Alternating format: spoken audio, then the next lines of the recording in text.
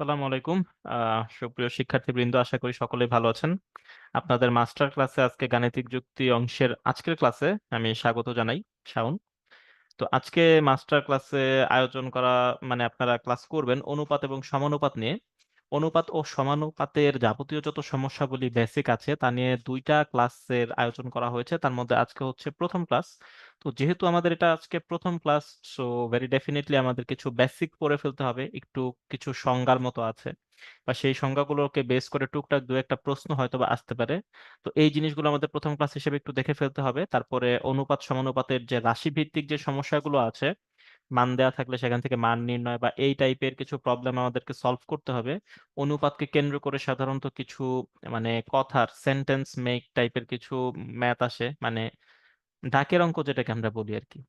তো প্রচলিত ভাষায় ডাকের অঙ্ক যেগুলোকে বলি, সেই ম্যাথগুলোতে সেই প্রবলেমগুলোতে আমরা সমস্যাগুলো সমাধান করার চেষ্টা করব। আর বয়স ভিত্তিক কিছু সমস্যা আছে এই অনুপাতকে কেন্দ্র করেই, বয়স ভিত্তিক সেই সমস্যাগুলো কিন্তু আমরা আজকের ক্লাসে ইনশাল্লাহ সমাধান করার চেষ্টা করব। তো আমি মনে করি আপনারা মনোযোগ দিয়ে ক্লাস করলে ইনশাল্লাহ সবই বুঝতে পারবেন এবং আপনাদের এই বেসিক গুলো প্রিলি এবং রিটেন উভয় ক্ষেত্রে ইনশাল্লাহ কাজে লাগবে। তো প্রথমত যে স্লাইডটা আছে বরাবরের মতোই, সেখানে বিগত বছরে কি কোন বিসিএস এ কি টাইপের প্রশ্ন এসেছে তার উপর নির্ভর করে একটা চার্টের মতো তৈরি করা আছে। সেখানে অনুপাত ও সমানুপাতের ক্ষেত্রে ধারাবাহিকতা মানে শুধু মান নির্ভর যে টাইপের প্রবলেম গুলো আছে সেগুলো থেকে সর্বশেষ 45 বিসিএস ও প্রশ্ন এসেছে।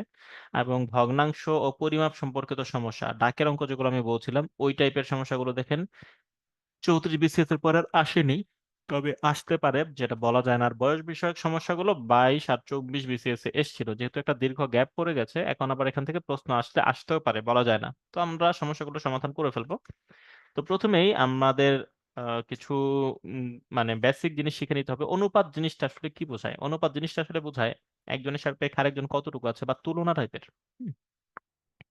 ধরেন, ফর এক্সাম্পল ধরেন আমার উচ্চতা হচ্ছে, ধরেন 5 ফুট। ধরেন আমার উচ্চতা হচ্ছে 5 ফুট, আর আমার পাশে একটা গাছ আছে, গাছটার উচ্চতা হচ্ছে 15 ফুট। হ্যাঁ। তো এখন আমার সাপেক্ষে এই গাছটা কতটুকু উঁচু বা কিভাবে সেটাকে প্রকাশ করা যায় খেয়াল করে দেখেন। তাহলে আমি যদি লিখি যে শাওন অনুপাত গাছ, তাহলে দেখেন সেটা কি আসে। আমার উচ্চতা অনুপাত, যদি আমি গাছের উচ্চতা দেই তাহলে দেখেন এটাকে যদি আমি কাটাকাটি করি, 5 একে 5, মানে 5 ফিট দিয়ে আমি ভাগ করে দিব। তাহলে 5 একে 5 আর 3 5 হচ্ছে 15 ফিট। তাহলে দেখেন শাওন অনুপাত গাছ যখনই 1:3 বলা হচ্ছে তখনই কিন্তু সঙ্গে সঙ্গে আপনি বুঝে নিতে পারছেন যে হ্যাঁ, তার মানে শাওন ভাইয়া যদি 1 অনুপাত হয়, তিনি যদি 1 গুণ হন তাহলে গাছটা হচ্ছে 3 অনুপাত। তার মানে শাওন ভাইয়ের উচ্চতা যদি 10 ফুট হয় তাহলে গাছের উচ্চতা কিন্তু 30 ফুট। উল্টো ক্রমে গাছ যতটুকু, শাওন ভাই হচ্ছে সেই গাছের 3 ভাগের 1 ভাগ। তো দেখেন অনুপাতের মাধ্যমেই কিন্তু আমরা দুইজনের মধ্যে তুলনা করতে পারছি কার সাপেক্ষে কে কতটুকু, কে কত গুণ, সেটা কিন্তু আমরা বুঝতে পারছি। শতকরা হারও কিন্তু অনুপাত থেকে বের করা সম্ভব। যেমন আমি যদি 1 মানে 100% হই, তাহলে সেই গাছটা কিন্তু 3 মানে 300%, মানে আমার থেকে সেটা 3 গুণ অথবা আমার থেকে সেটা 200% বেশি। সুতরাং অনুপাতটা হচ্ছে কি একটা ভগ্নাংশ অথবা একটা প্রকাশ, যা মানে দুইটা বা ততোধিক, দুই বা ততোধিক বিষয়ের মানে বস্তুর মধ্যে সেটা একটা তুলনা বোঝায় কে কার থেকে কত গুণ। তো যখনই এরকম একটা অনুপাত প্রকাশ করা হবে, যেমন ঠিক আগের মতো আমি যদি লিখি শাওন ইস টু গাছ সমান সমান 1:3, তাকে কিন্তু আপনি ভগ্নাংশ আকারে প্রকাশ করতে পারেন। হ্যাঁ, যেখানে লেখা ছিল শাওন অনুপাত গাছ সমান সমান হচ্ছে 1:3, বা শাওন ডিভাইডেড বাই গাছ, মানে যদি শাওন উপরে চলে গেল গাছ যদি নিচে চলে আসলো তাহলে কিন্তু 1/3। তার মানে বোঝা যাচ্ছে শাওন যদি 1 অনুপাত হয় গাছ হচ্ছে 3 অনুপাত। এই শাওনের সাপেক্ষে মানে গাছের সাপেক্ষে শাওন হচ্ছে 3 ভাগের 1 ভাগ। যদি ঠিক তাকে উল্টে দেওয়া হয় তাহলে গাছ বাই শাওন সমান সমান 3/1। তার মানে শাওন দিয়ে যেহেতু ভাগ করতেছি, তার মানে শাওনের সাপেক্ষে এই গাছটা হচ্ছে 3 গুণ বড়। তো এই মোটামুটি অনুপাতের জিনিসপত্র, এটা জাস্ট বুঝলেই হলো। এটা কখনো পরীক্ষাতে এরকম ভাবে আপনার কাছে সংজ্ঞা জানতে চাইবে না, আমরা তাও একটু বোঝার চেষ্টা করলাম। তো দুইটা রাশিকে যখন আমরা এইভাবে পি অনুপাত কিউ কে লিখি তখন সেটাকে ভগ্নাংশ আকারেও প্রকাশ করা যায়। ভগ্নাংশ আকারে লিখলে সাধারণত অনুপাতের প্রথম যে রাশিটা আছে সে উপরে চলে যায়, মানে সে লব আকারে কাজ করে, আর পরের যে রাশিটা আছে সে নিচে চলে যায়, সে কিন্তু হর আকারে কাজ করে। আর যদি তাত্ত্বিকভাবে বলি, তাহলে এই অনুপাতের, ধরেন এই পি অনুপাত কিউ, এটার যে প্রথম রাশিটা আছে সেটাকে সে পূর্বে আছে বলে তাকে কিন্তু পূর্ব রাশি বলা হয়।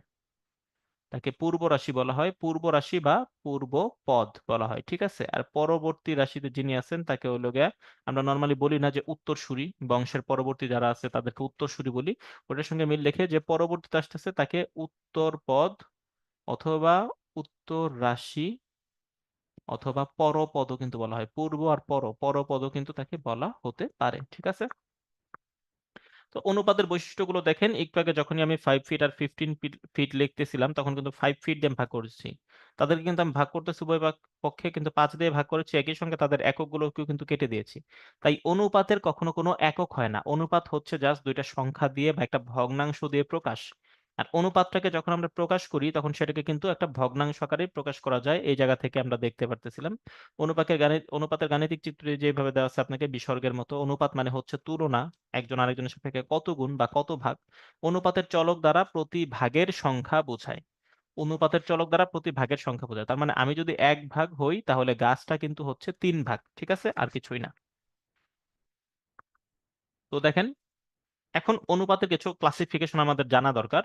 তো ক্লাসিফিকেশন থেকে আমি আপনাদের এক্সট্রা ভাবে কিছু মানে কি কি টাইপের ম্যাথ আসতে পারে এখানে পাশে একটু বলে দেওয়ার ইনশাল্লাহ চেষ্টা করব। দেখেন, অনুপাতকে যদি আমরা প্রাথমিক মোটা দাগে দুইটা ভাগে ভাগ করি তাহলে একটা হতে পারে সরল অনুপাত, একটা হতে পারে মিশ্র অনুপাত। তো মিশ্র দিয়ে তো বুঝতে পারতেছেন এই জায়গাতে বিভিন্ন জিনিস মিশে আছে, এটা হচ্ছে একটা মিশ্রণের মতো। সরল অনুপাত কাকে বলে?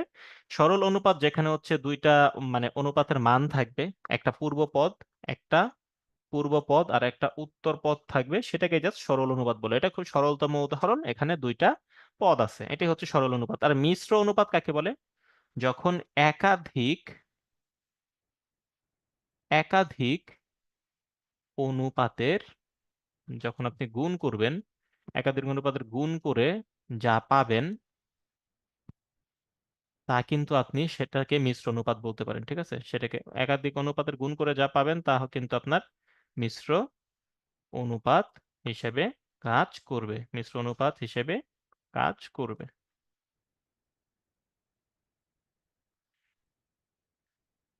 মিশ্র অনুপাত হিসেবে কাজ করবে, ঠিক আছে। তাহলে এই জায়গাতে আপনি খেয়াল করে দেখেন, আপনার যদি একাধিক সরল অনুপাত থাকে, একাধিক অনুপাত যেহেতু আপনি গুণ করবেন, তাহলে ধরেন একটা অনুপাত হতে পারে 1:2, আরেকটা অনুপাত হতে পারে 2:3, আরেকটা অনুপাত হতে পারে 3:4, ধরেন ফর এক্সাম্পল। তাহলে এটার কিন্তু এটা হচ্ছে পূর্ব পদ, এটা হচ্ছে উত্তর পদ, ইনি পূর্ব, ইনি উত্তর, ইনি পূর্ব, ইনি হচ্ছেন উত্তর। তো দেখেন, যখন আপনি মিশ্র অনুপাত করবেন মানে প্রত্যেককে আপনি গুণ করবেন তখন কিন্তু প্রত্যেকের পূর্ব গুণন পূর্ব গুণন পূর্ব করতে হবে। তাহলে 1 2 2, 3 2 হচ্ছে 6। আর তার পরবর্তীতে উত্তর পদ যেগুলো আছে তাদেরকে পরস্পরকে গুণ করতে হবে, উত্তর গুণন উত্তর। তাহলে 3 2 6, 4 6 হচ্ছে 24। তাহলে এই যে আপনার কাছে তিনটা সরল অনুপাত ছিল, প্রত্যেকটা সরল অনুপাতের পূর্ব পদগুলোকে পরস্পর গুণ করে আমরা পেলাম 6, আর উত্তর পদগুলোকে পরস্পর গুণ করে আমরা পেলাম 24। তাহলে এটা হচ্ছে আমাদের একটা মিশ্র অনুপাত। তাকে যদি আমরা আবার সরলীকরণ করি, 6 দিয়ে ভাগ করলে 1:4 হবে। তাহলে এইটা হচ্ছে আমাদের এই তিনটা অনুপাতের মিশ্র অনুপাত, ঠিক আছে। মিশ্র অনুপাতের আলোচনা আশা করি আমি যথেষ্ট হয়েছে। আর এই সরল অনুপাতকে প্রথমত দুইটা ভাগে ভাগ করা যাবে কিভাবে, একটা হচ্ছে লঘু অনুপাত, একটা হচ্ছে গুরু অনুপাত। লঘু অনুপাত কাকে বলে? যে অনুপাতের পূর্ব রাশিগুলো ছোট আর উত্তর রাশিগুলো বড় তাকে বলা হয় লঘু অনুপাত। লঘু মানে এটা হালকা, ঠিক আছে, এটা এটা হালকা, এটার মান কম। তাহলে এই লঘু অনুপাতের বেলায় দেখেন পূর্ব রাশিগুলো সবসময় ছোট হবে, হালকা হবে, আর পরবর্তী রাশিগুলো কিন্তু ভারী হবে, সেটাকে বলা হচ্ছে লঘু অনুপাত, হ্যাঁ। যেমন ধরেন 3:4। আর গুরু অনুপাত ঠিক তার উল্টো, তার মানে গুরু মানে যিনি বয়সে ভারী, গুরু এটা ভারী, সেটার পূর্ব রাশিগুলো কিন্তু বড় হবে আর উত্তর রাশিগুলো ছোট হবে। মানে লঘু অনুপাতকে ঠিক আপনি জাস্ট উল্টে দিলে যা হবে সেটাই গুরু অনুপাত। তাহলে একটা গুরু অনুপাত কি হবে? একটা গুরু অনুপাত হবে এইটা। এই জায়গা থেকে একটা জিনিস আপনি মিলিয়ে নিতে পারেন, যেহেতু আমি বলতেছিলাম যে অনুপাতের বেলায় পূর্ব রাশিটা উপরে চলে যায় আর উত্তর রাশিটা নিচে চলে যায়, তাহলে দেখেন 1:2 এখানে যেটা দেওয়া আছে, এই 1:2 সেটাই কিন্তু একটা চলে যাবে উপরে, দুইটা চলে আসবে নিচে। তাহলে দেখেন একটা লঘু অনুপাত থেকে কিন্তু এটাকে আমরা যেটা পাই সেটা কিন্তু একটা প্রকৃত ভগ্নাংশ। ভগ্নাংশে কিন্তু আমরা পড়ে এসেছি পূর্বে যে প্রকৃত ভগ্নাংশ যার উপরে লব ছোট নিচের হর বড়। এই যে পূর্ব রাশি ছোট উত্তর রাশি বড়, তাকে কিন্তু প্রকৃত ভগ্নাংশ বলতেছে। তার মানে একটা লঘু অনুপাত থেকে প্রকৃত ভগ্নাংশ পাওয়া যায়। আর একটা গুরু অনুপাতের বেলায় কি হয়, এটাকে উল্টে দিলে একটা গুরু অনুপাত পাওয়া যাবে। তার মানে একটা গুরু অনুপাতের বেলায় কিন্তু পূর্ব রাশি বড় উত্তর রাশি ছোট, যখন তাকে আমরা ভগ্নাংশ আকারে প্রকাশ করব, সে উপরে চলে যাবে, সে নিচে চলে আসবে, দেখেন সে কিন্তু তখন প্রকৃত ভগ্নাংশ না, সে কিন্তু তখন অপ্রকৃত ভগ্নাংশ।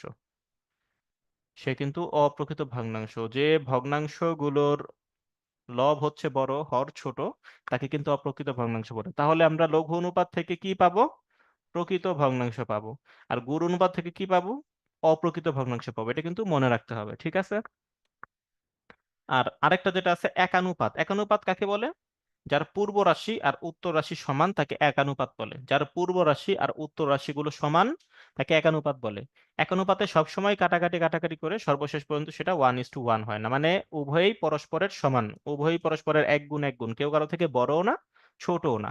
ওকে। আর তার পরবর্তী আরেকটা যেটা আসতেছে সেটা হচ্ছে ব্যস্ত অনুপাত। ব্যস্ত অনুপাত জাস্ট কিছুই না, একটা অনুপাতকে জাস্ট রিভার্স করে দেওয়া। একটা অনুপাতকে জাস্ট রিভার্স করে দেওয়া, যেমন একটা অনুপাত আপনার কাছে আছে 1:4, তাকে আপনি জাস্ট পূর্ব রাশিকে উত্তর রাশি করবেন আর উত্তর রাশিকে পূর্ব রাশি করবেন, তাহলে যা পাবেন সেটাই হবে তার ব্যস্তানুপাত। যেমন 1:4 কে যখন আমি উল্টে দিব তখন সেটা হয়ে যাবে 4:1। তার মানে এটা হচ্ছে 4:1 হচ্ছে 1:4 এর ব্যস্ত অনুপাত। তাহলে দেখেন ব্যস্ত অনুপাত করে কিন্তু আমরা একটা লঘু অনুপাতকে একটা গুরু অনুপাতে মানে রূপান্তরিত করতে পারি, একটা প্রকৃত ভগ্নাংশকে একটা অপ্রকৃত ভগ্নাংশ রূপান্তরিত করতে পারি, এবং একটা পূর্ব রাশিকে উত্তর রাশিতে এবং একটা উত্তর রাশিকে পূর্ব রাশিতে রূপান্তরিত করতে পারি। সবই করতে পারি কার মাধ্যমে? ব্যস্তকরণের মাধ্যমে। আবারও বলতেছি, দেখেন ব্যস্ত অনুপাত করে বা ব্যস্তানুপাতের মাধ্যমে আমরা একটা লঘু অনুপাতকে একটা গুরু অনুপাতে রূপান্তর করতে পারি, একটা প্রকৃত ভগ্নাংশকে, এই ভগ্নাংশটা তো 1/4 ঠিক না, আর এটা তো 4/1, একটা প্রকৃত ভগ্নাংশকে একটা অপ্রকৃত ভগ্নাংশে রূপান্তরিত করতে পারি, এবং একটা ভগ্নাংশের পূর্ব রাশিকে উত্তর রাশিতে এবং উত্তর রাশিকে পূর্ব রাশিতে কনভার্ট করতে পারি, ঠিক আছে? গেল। আর যেটা থাকতেছে সেটা হচ্ছে দ্বিগুণানুপাত। দ্বিগুণানুপাত, দ্বিগুণানুপাত কাকে বলে? নামের মধ্যে যদিও দ্বিগুণ আছে, কিন্তু সরাসরি তাকে আমরা দ্বিগুণ করব না, তাকে আমরা কি করব? বর্গ করব। তাকে আমরা কি করব? বর্গ করব। যদি একটা রাশি রাশি আপনার কাছে আছে 3:4, তাহলে তার পূর্ব রাশি এবং উত্তর রাশি উভয়কেই যদি আমরা বর্গ করে দেই, তাহলে 3 3 হয়ে যাবে 9, 4 4 হয়ে যাবে 16। তখন এই বর্গ করার মাধ্যমে নতুন যে রাশিটা পাওয়া যায় তাকে প্রথম রাশির দ্বিগুণানুপাত বলে, ঠিক আছে? তাকে প্রথম অনুপাতের সাপেক্ষে দ্বিতীয় অনুপাতটাকে বলে দ্বিগুণানুপাত। তাহলে ঠিক একই রকম ভাবে বলেন তো, যদি আমরা বর্গ না করে ঘন করি, যদি আমরা বর্গ না করে ঘন করি তাহলে সেটাকে কি বলা হবে? যেমন এখানে আছে 2:3, তাকে 2 কে আমি ঘন করলাম, 2 × 2 × 2 8, 3 কে আমি ঘন করলাম 3 × 3 × 3 মানে হচ্ছে 27। তাহলে ঘন করার মাধ্যমে যেটা পাবো সেটাকে আমরা কি বলবো? ত্রিগুণানুপাত। ত্রিগুণানুপাত, দ্বিগুণানুপাতের সঙ্গে মিল রেখে ত্রিগুণানুপাত, ঠিক আছে? আশা করি মনে রাখবেন। আর দ্বিভাজিত, এখন দেখেন আগে নামের মধ্যে গুণ ছিল, এখন নামের মধ্যে ভাজিত মানে ভাগ আছে। তার মানে এবার আমরা ভাগ করব 2 দিয়ে, কিন্তু ঠিক আগের মতোই, আগে যেমন 2 দিয়ে গুণ না করে বর্গ করছি, 2টাকে পাওয়ার হিসাবে ব্যবহার করেছি। আর এখন দ্বিভাজিতর বেলায় 2 দিয়ে সরাসরি ভাগ না করে তাকে ঘাতের সাপেক্ষে তাকে ভাগ করব, মানে তাকে রুট করে দিব। তাহলে ধরেন একটা রাশি এমন আছে, ধরেন 49:64, তাকে উভয়কেই আপনি রুট করে দিবেন। উভয়কে আপনি রুট করে দিবেন, তাহলে 49কে রুট করলে পাওয়া যায় 7, 64কে রুট করলে পাওয়া যায় 8। ঠিক। তাহলে একটা অনুপাতকে বর্গমূল করার মাধ্যমে যে অনুপাত পাওয়া যায় তাকে তার দ্বিভাজিত অনুপাত বলে। তার মানে এটাকে আমরা কি করব? রুট করব। তাহলে ঠিক একই রকম ভাবে রুট না করে যদি কিউব রুট করি, মানে ঘনমূল, যদি তার বর্গমূল না করে ঘনমূল করি, তাহলে কি করব? তাহলে ধরেন একটা রাশি হচ্ছে ধরেন 27, আর আরেকটা রাশি হচ্ছে ধরেন 125, তাহলে তাকেও কিউব রুট করব, মানে তার ঘাতের সাপেক্ষে 3 বার তাকে মানে ঘনমূল করব, তাকে ঘনমূল করব। তাহলে 27কে ঘনমূল করলে মান আসে 3, আর 125কে ঘনমূল করলে মান আসে 5। মানে 27 হচ্ছে 3 × 3 × 3, সেখান থেকে 3 বার থেকে একবার, 5 × 5 × 5, 125-এর 3 বার 5-এর গুণ থেকে একবার, 3:5। তার মানে দ্বিভাজিত অনুপাতের সঙ্গে মিল রেখে তাহলে আমরা কি জানতে পারি? ত্রিভাজিত অনুপাত। আশা করি এই জিনিসগুলো আপনারা বুঝেছেন এবং মাথায় রাখবেন, যাতে পরবর্তীতে ছোট ছোট এমসিকিউ আসলে এখান থেকে মিস না হয়। কারণ পরীক্ষাতে চলে আসতে পারে যে 343 অনুপাত ধরেন 343 অনুপাত ধরেন 729 এর কত, ত্রিভাজিত অনুপাত কত? তাহলে ত্রিভাজিত অনুপাত করলেই তাকে আপনার ঘনমূল করতে হবে, তাকেও আপনার ঘনমূল করতে হবে। তাহলে 343-কে ঘনমূল করলে 7, এবং 729-কে ঘনমূল করলে যেটা পাওয়া যায় সেটা হচ্ছে 9। 7:9 হবে আপনার উত্তর। সো জিনিসগুলো ভালোভাবে পড়লে, মাথায় রাখলে ইনশাল্লাহ পারা যাবে। এখন সমানুপাত, একাধিক রাশির মধ্যে এখন আমরা দেখব কখন কারা কিভাবে সমানুপাতি হচ্ছে। সমানুপাত কথাটার মানে তো বুঝতে পারতেছেন, যারা একই হারে বাড়ে অথবা একই হারে কমে, একজনের পরিবর্তন আরেকজন ঠিক ওইভাবেই পরিবর্তিত হয়, ঠিক আছে, তখন তাদেরকে সমানুপাতি বলা হয়। এখানে দেখেন, যদি চারটি রাশি এরূপ হয় যে প্রথম ও দ্বিতীয় রাশির অনুপাত তৃতীয় ও চতুর্থ রাশির অনুপাতের সমান, তবে চারটি রাশি নিয়ে একটি সমানুপাত উৎপন্ন হবে। মানে এখানে আমি লিখলাম যে a:b সমান সমান c:d। তার মানে ধরেন এ হচ্ছে 3, তাহলে বি হচ্ছে ধরেন 6। তাহলে দেখেন, এর সাপেক্ষে বি কয় গুণ, 2 গুণ, 3 × 2 = 6। তাহলে সিটা যদি কোনো কারণে 5 হয়, ডিটাকেও কিন্তু তাহলে 10 হতে পারে, 10 হতে হবে। তার মানে সি এর সাপেক্ষে ডিও দ্বিগুণ হবে। মানে এখান থেকে কাটাকাটি করলে যেমন 1:2 হবে, এখানেও কাটাকাটি করলে 1:2 হতে হবে। ঠিক আছে, কথা বোঝা গেছে? যে যখন চারটা রাশি এভাবে সমানুপাত তৈরি করবে, তার মানে তাদের প্রথম ও দ্বিতীয় সদস্য যদি যে হারে বাড়বে বা কমবে, তৃতীয় এবং চতুর্থ রাশির মধ্যেও বাড়া বা কমার ক্ষেত্রে ঠিক একই রকম নিয়ম কানুন ফলো করতে হবে। তাহলে খেয়াল করে দেখেন, চারটা রাশি যদি এরকম হয় যে a:b সমান সমান c:d, বা তাকে আমরা ভগ্নাংশে প্রকাশ করতে পারি। ভগ্নাংশে প্রকাশ করলে পূর্ব রাশি উপরে যায় আর উত্তর রাশিটা নিচে চলে আসে, a/b সমান সমান c/d। বা আর গুণন যদি করে দেই, তাহলে ad, এই আর গুণন হয়ে গেল, এই আর গুণন হয়ে গেল, ad সমান সমান bc। এই সম্পর্কটা মনে রেখে কিন্তু আমরা আমাদের পরবর্তীতে গাণিতিক সমস্যার সমাধান করতে পারবো। ঠিক আছে, দেখেন ধারাবাহিক অনুপাতের বেলায় সমানুপাত যেহেতু এই জায়গাতে চারটি রাশি দিয়ে বলে দিছে, তাহলে আমরা তিনটি রাশি দিয়েও বলে দিতে পারি। যদি তিনটি রাশির বেলায় অনুপাত এরকম হয়, চারটি রাশি দিয়ে সমানুপাত আমরা পড়লাম, যদি তিনটি রাশি দিয়ে অনুপাত এরকম হয়, হ্যাঁ, যে দুই a:b সমান সমান b:c। তার মানে কি, ধরেন এ কোনো কারণে 3 গুণ, তাহলে বি হচ্ছে 6 গুণ। আবার কোনো কারণে, তাহলে এই জায়গাতে কোন অনুপাতটা ইউজ করতেছে, 1:2। তাহলে কোনো কারণে যদি এমন হয় বি এখানে তার সাপেক্ষে 5, তাহলে তাকেও হতে হবে 10। তার মানে এটা যদি 1:2 হয়, তাহলে এই পাশেও 1:2 হতে হবে, অনেকটাই আগের মতো। কিন্তু এখানে a:b, c:d এর জায়গায় a:b সমান সমান b:c। ঠিক আছে, তো যদি এই সম্পর্কটা আমরা আগের মতো করার চেষ্টা করি, তাহলে দেখেন a:b সমান সমান b:c, বা a/b ঠিক আগের মতোই b/c। বা যদি আর গুণন করি, তাহলে b/b² আর ac আর গুণনে ac। সুতরাং b সমান সমান ac রুট। তার মানে প্রথম ও তৃতীয় রাশিকে পরস্পর গুণ করে তাকে বর্গমূল করলে দ্বিতীয় রাশির মান পাওয়া যাবে। এই সম্পর্কটাও কিন্তু আমাদের পরবর্তীতে ম্যাথ করার সময়, সমস্যা সমাধান করার সময় খুবই কাজে লাগবে। তো দেখেন, ধারাবাহিক অনুপাত হচ্ছে যদি দুইটি অনুপাত এমন হয় x:y এবং y:z হয়, তাহলে তাদেরকে একটা কমন ফর্মে নিয়ে আসা লাগে। তখন তাদেরকে যে কমন ফর্মে আনা হয়, অনুপাতে আনা যায়, তাকে কিন্তু ধারাবাহিক অনুপাত বলে। আর সমানুপাতটা এটার মধ্যে আমরা দেখে আসি। তো এই ধারাবাহিক অনুপাত x:y আর y:z যদি হয়, তাহলে তাদের মধ্যে যে সম্পর্কটা আছে, ওয়াই দুই জায়গাতে কমন থাকার কারণে তাদের তিনজনকেই এক ছাতার নিচে নিয়ে আসা সম্ভব। এখন x:y আর y:z হলে x:y:z দুইজনই সেম থাকার কারণে ওয়াই এর মাধ্যমে তাদেরকে কিন্তু লিঙ্ক আপ করা হয়েছে। সুতরাং এই সম্পর্কটাকেও কাজে লাগিয়ে আমরা ম্যাথের সমস্যার সমাধান করতে পারবো, এবং এই সম্পর্কটাকে কাজে লাগানোর জন্য আপনাকে আড়াআড়ি গুণ করার যে নিয়মটা আছে, সেই নিয়মটা একটু জানতে হবে। তো চলেন আমরা একটু দেখে নিই। এখন দেখেন, আমরা সমস্যায় প্রবেশ করেছি।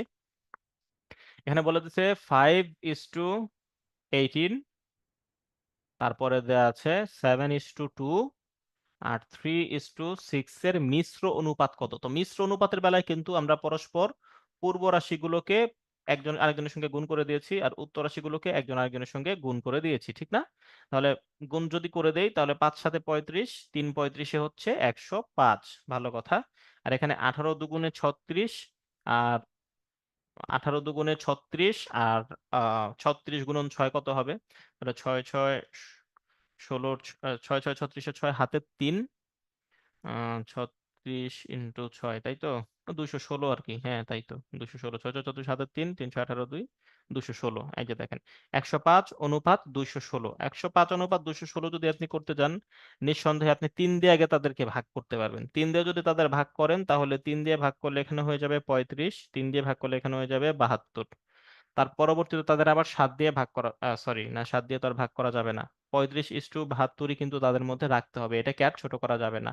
তাহলে এই মিশ্র অনুপাতের বেলায় আমরা 105:216 পেলেও তাকে আবার ফার্দার 3 দিয়ে ভাগ করে 35:72 পেয়ে গেলাম। উত্তর কিন্তু আবার 72:35 কিন্তু আছে, এটা কিন্তু ভুলেও দাগানো যাবে না, কারণ মিশ্র অনুপাতের বেলায় পূর্ব রাশিগুলোর গুণফল পূর্ব রাশি হবে, উত্তর রাশিগুলোর গুণফল উত্তর রাশি হবে, এখানে ভুল করার আর কোনো সুযোগ নাই। আর যদি এই মানটাকে আবার ব্যস্তানুপাত করে প্রকাশ করতে বলতো, তাহলে কিন্তু 72:35 হতো। সো প্রশ্নে কি চেয়েছে সেটা বুঝে কিন্তু আমাকে উত্তর করতে হবে। এটা দেখেন, A:B, 4:7, B:C, 5:6 হলে ABC। এই যে দেখেন, এখন ধারাবাহিক অনুপাতে প্রকাশ করতে বলে দিছে, সরাসরি কিন্তু এখন আর মান মিলতেছে না। দেখেন, A:B সমান সমান 4:7, কিন্তু B:C সমান সমান 5:6। এখন দেখেন, BB নামে কিন্তু ঠিক আছে, কিন্তু তার মান কিন্তু ঠিক নাই। দেখেন যে 4:7, এ যদি 4 গুণ হয় তাহলে বি হচ্ছে 7 গুণ, কিন্তু এখানে এবার সি এর সাথে সম্পর্কে বলে দিচ্ছে যে বি যদি 5 গুণ হয় তাহলে সি হচ্ছে 6 গুণ। তাহলে গুণ কোন আকারে গুণ আকারে বাড়বেন সেটা তো মানে কোনোভাবেই বোঝা যাচ্ছে না। তাহলে তার মানে তো সরাসরি আপনি যে আগে যেমন ছিল যে A:B আর B:C যদি হয়, তাহলে A:B:C, বিটাকে আপনি কমন নিয়ে নিছেন, তাহলে এখানে 7 আর 5 আছে, তাহলে কমন নিবেন কাকে? মানে এই জায়গায় তো একটা প্রবলেম অ্যারাইজ করে, ঠিক না? যে বি এর মান এক জায়গাতে 7 গুণ, এক জায়গাতে 5 গুণ, তাহলে আপনি কোনটা নিবেন, কোনটা ধরে স্ট্যান্ডার্ড করবেন? যখন এমন হয় তখন দেখেন এখানে সমস্যাটা হচ্ছে বি এর দুইটা মান। তাই বি এর একটা মান পরস্পরের সঙ্গে গুণ করে দিতে হবে। বি এর এই মানটা তাকে গুণ করে দিব, বি এর এই মানটা দিয়ে এ কেও গুণ করে দিব। আবার বি এর এই মানটা দিয়ে এই বি কে গুণ করে দিব, বি এর এই মানটা দিয়ে সি কেও গুণ করে দিব। তাহলে তাদেরকে এক ছাতার নিচে আনা কিন্তু সম্ভব। চলেন সমস্যাটা সমাধান করার চেষ্টা করি। দেখেন, A:B সমান সমান 4:7, ওকে, আর B:C সমান সমান 5:6। ওকে, দেখেন তো এখানে কমন কে আছে? বি। তাহলে বি এর মানের জায়গায় কত? 5, এখানে হচ্ছে 7। এখানে আমি 5 দিয়ে তাদের উভয়কে গুণ করে দিব। তাহলে এই বি দিয়ে তাকে যখন গুণ করব এই বি কে, তখন সাথে এ কেও করতে হবে, তা না হলে ম্যাথটা ইমব্যালেন্সড হয়ে যাবে। যখন মনে রাখবেন, যখনই গুণ করবেন বা ভাগ করবেন বা যোগ করবেন বা বিয়োগ করবেন, যতগুলো পক্ষ থাকবে ততগুলো পক্ষেই স্বতঃস্ফূর্তভাবে সেই কাজটা করতে হবে, সিমultaneously একসঙ্গে। যদি ডান পক্ষ বাম পক্ষ থাকে, যোগ বিয়োগ গুণ ভাগ যাই করব দুই পক্ষে একই সঙ্গে করব। যদি লব এবং হর থাকে, যাই করব দুই পক্ষে একসাথে করব, তা না হলে কিন্তু অঙ্কটা তার ভারসাম্য হারাবে। এই কাজ কিন্তু করা যাবে না। তাহলে এই বি এর মান 5 দিয়ে যখন আমি 7 কে গুণ করবো, একই সঙ্গে 4 কেও গুণ করে দিতে হবে, তাহলে 7 × 5। আবার ঠিক এখানে একরকম ভাবে এই বি দিয়ে যেমন এই বি কে করলাম, এই বি দিয়ে যেমন এই বি কে করলাম, একই রকম ভাবে তাহলে এই বি দিয়েও তাকে করতে হবে, এই বি দিয়েও তাকে করতে হবে। তাহলে এই 5 কেও 7 দিয়ে গুণ করে দিব, তাহলে 5 × 7 = 6 × 7। এই 7 দিয়ে 5 কেও করলাম, 6 কেও করলাম। এখন দেখেন মান কত আসে? 4×5 = 20, অনুপাত 5×7 = 35। এখানেও এখন দেখেন 5×7 = 35, অনুপাত 6×7 = 42। এখন দেখেন যদি আমি গুছিয়ে লিখি, তাহলে A:B এর মানটা কত পাচ্ছি? 20:35। আর B:C এর মানটা কত পাচ্ছি? 35:42। এখন দেখেন বি কমন, 35ও কমন, তাদের মানে এখন তাদেরকে একই ছাতার নিচে আনা সম্ভব। A:B:C = 20:35:42। এই হলো আমার উত্তর। এই হলো আমার উত্তর, ঠিক আছে? আশা করি বুঝতে পেরেছেন। তাহলে কি করতে হবে ধারাবাহিক অনুপাতের সময়? যে ডিফারেন্ট, সেই ডিফারেন্টটাকে উভয় পক্ষে সমান করার জন্য ডিফারেন্টটা দিয়ে সকলকে গুণ করে দিব। এক পাশে ডিফারেন্টটা দিয়ে ওই পাশের দুইজনকে গুণ করে দিব, এই পাশে ডিফারেন্টকে দিয়ে এই পাশের দুইজনকে গুণ করে দিব। তাহলে এই সূত্রটা দেখেন অনেকটা কার মতো হয়ে যায়? এই সূত্রটা দেখুন অনেকটা কার মতো হয়ে যায়? বি দিয়ে তাকেও করতে হয়, আবার বি দিয়ে এ কেও করতে হয়, এই বি দিয়ে তাকেও করতে হয়, এ বি দিয়ে তাকেও করতে হয়। এটা হয়ে যায় অনেকটা দয়ের মতো। তাই এই সূত্রটা অনেকটা হাঁটু ভাঙ্গা দ বলে মনে রাখা যায়। বি থেকে বি এ, এই বি থেকে বি সি, ঠিক আছে? তাহলে এটাকে অনেকটা হাঁটু ভাঙ্গা দ হিসেবে মনে রাখা যায়। আশা করি বুঝতে পেরেছেন। পরের সমস্যায় যাব। ঠিক আগের মতোই, ঠিক আগের মতোই। তাহলে এখন দেওয়া আছে x/y = 2:3, আর y/z সমান সমান 5:7। তাহলে এখানে দেখেন ওয়াই ওয়াই নামে আছে কিন্তু কাজে মিলতেছে না, তাহলে এই 5 দিয়ে তাদের দুজনকে গুণ করে দিব। তাহলে দেখেন হাঁটু ভাঙা দয়ের মতো আর কি, ওয়াই দিয়ে ওয়াই কেও গুণ করব, এক্স দিয়ে গুণ করব, আবার এই ওয়াই এর মান দিয়ে ওয়াই কেও গুণ করব, জেড কেও গুণ করব।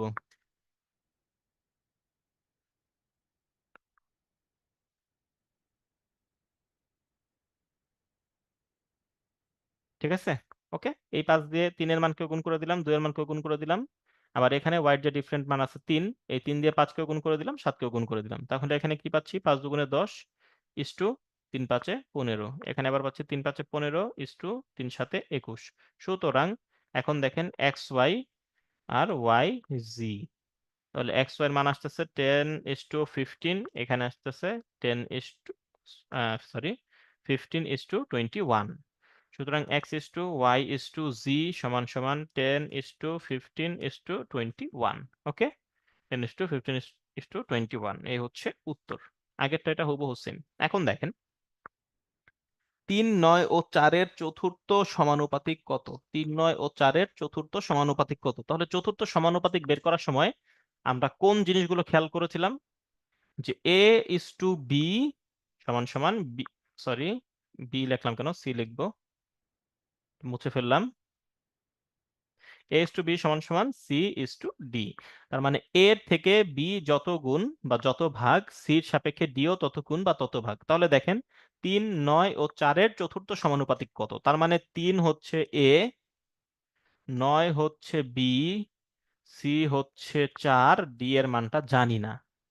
তাহলে দেখেন নর্মাল সূত্র অনুযায়ী কিন্তু দেখেন এর সাপেক্ষে বি যত গুণ, সি এর সাপেক্ষে ডি ঠিক তত গুণই হওয়ার কথা।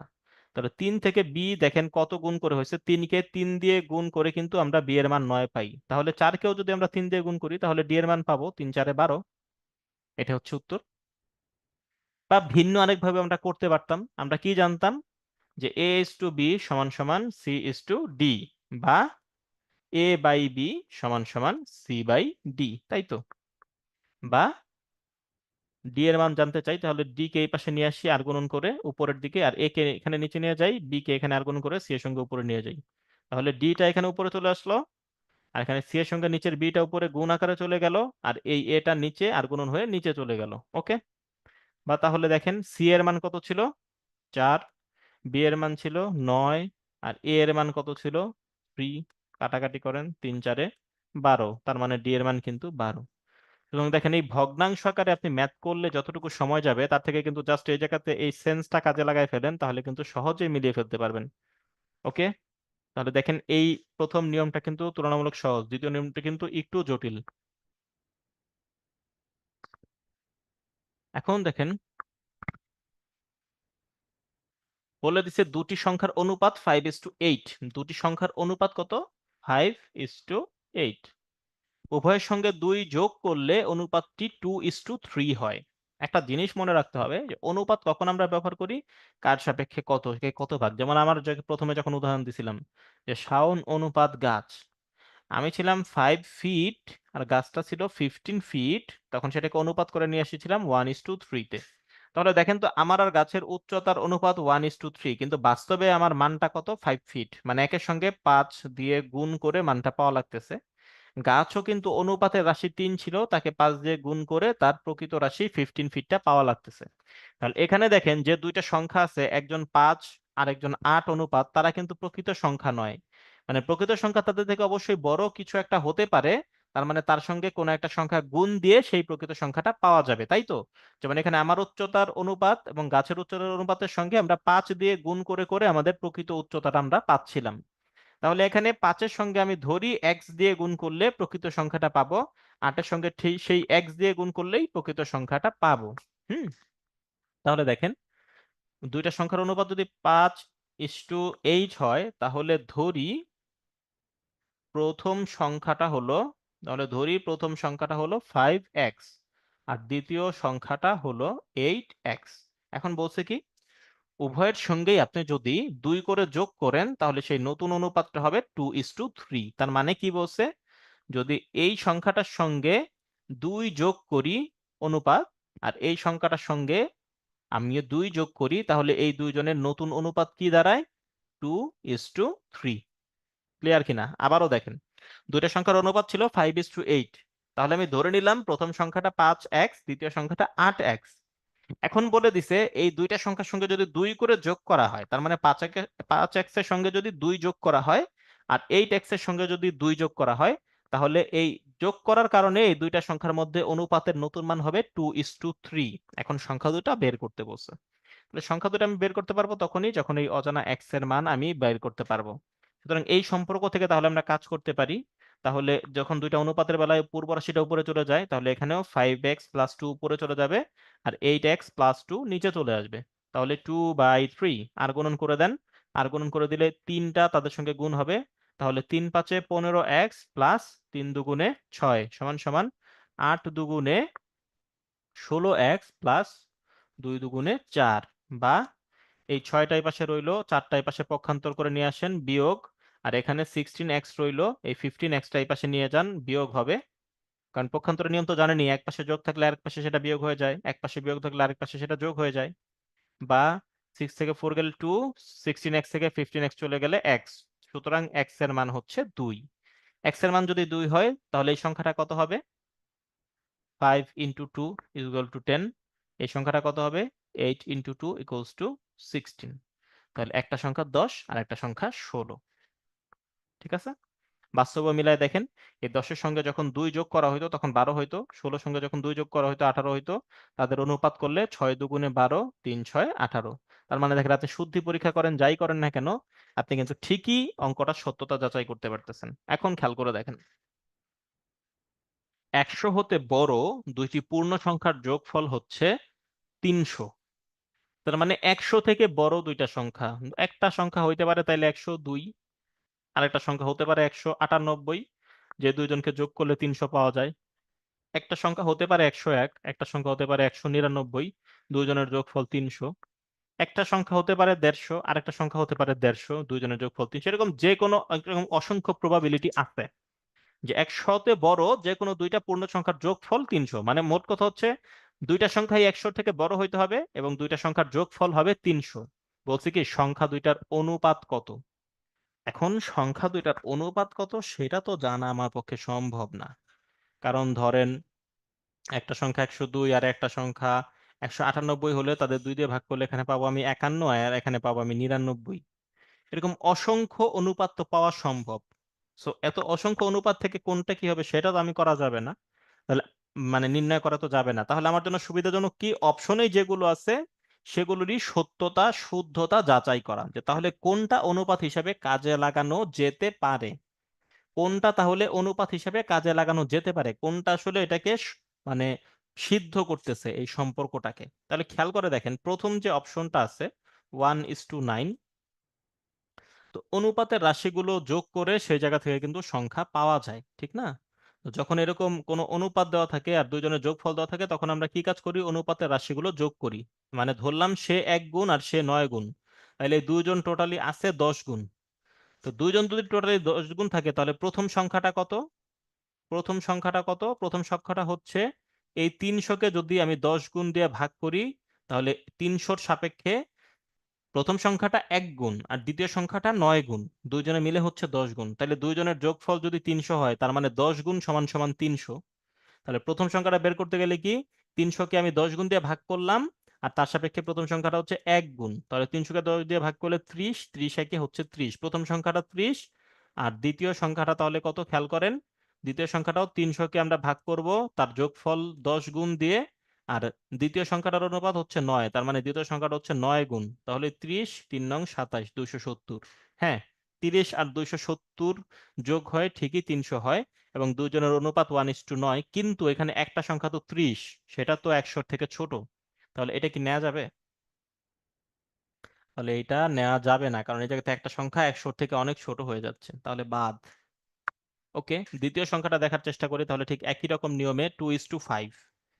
তাহলে খ অপশনে কি আছে? 2:5। একজন 2 গুণ আর একজন 5 গুণ মিলে হলো 7 গুণ। সুতরাং প্রথম সংখ্যাটি কত হবে? 300-কে 7 গুণ দিয়ে ভাগ করব ইনটু প্রথম সংখ্যাটা হচ্ছে তার 2 গুণ। এখন 300-কে 7 দিয়ে কি ভাগ করা যায়? 4 7 28, 2 0। 7 দিয়ে 300-কে ভাগ করা যায় না। 7 দিয়ে 300-কে ভাগ করতে গেলে সেখানে দশমিক সংখ্যা চলে আসতেছে। দশমিক সংখ্যা চলে আসলে কি সেটা পূর্ণ সংখ্যা হবে? বলে দিছে আপনাকে দুইটা পূর্ণ সংখ্যা, তাহলে পূর্ণ সংখ্যা হচ্ছে না, তাহলে ক অপশনটা বাদ ছিল, তাহলে খ অপশনটাও বাদ। দেখেন গ অপশনটার বেলায়, গ অপশনটাতে কি বলছে, 2:3, তার মানে কি 5 গুণ। সুতরাং প্রথম সংখ্যাটা সমান সমান তাহলে কত হবে? প্রথম সংখ্যাটা হবে হচ্ছে 300-কে তার 5 গুণ দিয়ে ভাগ দিব, ইন্টু তার সঙ্গে 2 গুণ হবে 2। তাহলে 300-কে 5 দিয়ে ভাগ করলে হয় 60, 60-কে 2 দিয়ে গুণ করলে হয় 120। আর দ্বিতীয় সংখ্যাটা কত হবে? 300-কে ভাগ করব সেই 5 গুণ দিয়ে, আর গুণ করব দ্বিতীয় সংখ্যাটা হচ্ছে 3 গুণ, গুণ করলাম 3 দিয়ে। তাহলে 300-কে 5 দিয়ে ভাগ করলে হয় 60, 3 60 হচ্ছে 180। হ্যাঁ, 120 আর 180-র যোগফল 300, এবং এই দুইটা সংখ্যাই কিন্তু 100-র থেকে বড়, তার মানে এই অংশটা আমার, এই উত্তরটা আমার অ্যাপ্রোপ্রিয়েট। তারপরও লাস্টের অপশনটা আমরা চেক করে দেখতে পারি আপনাদের জন্য। দেখেন লাস্টের অপশনে কি বলে দিছে, 3 গুণ আর 5 গুণ যোগফল হচ্ছে 8 গুণ। তাহলে প্রথম সংখ্যাটা হচ্ছে 300-কে ভাগ করব 8 দিয়ে, গুণ করব প্রথম সংখ্যা 3 গুণ। তাহলে 300-কে 8 দিয়ে ভাগ করলে কত আসে? 300-কে 2 দিয়ে ভাগ করলে প্রথমে 150, সবার 2 দিয়ে ভাগ করলে 75, 37.5 চলে আসে। 37.5 ইন্টু 3, 100 থেকে বড় হলেও সেটা পূর্ণ সংখ্যা হয় না, তার মানে এখানেও ভগ্নাংশ চলে আসতেছে, তাহলে মানে এই অপশনটাও বাদ।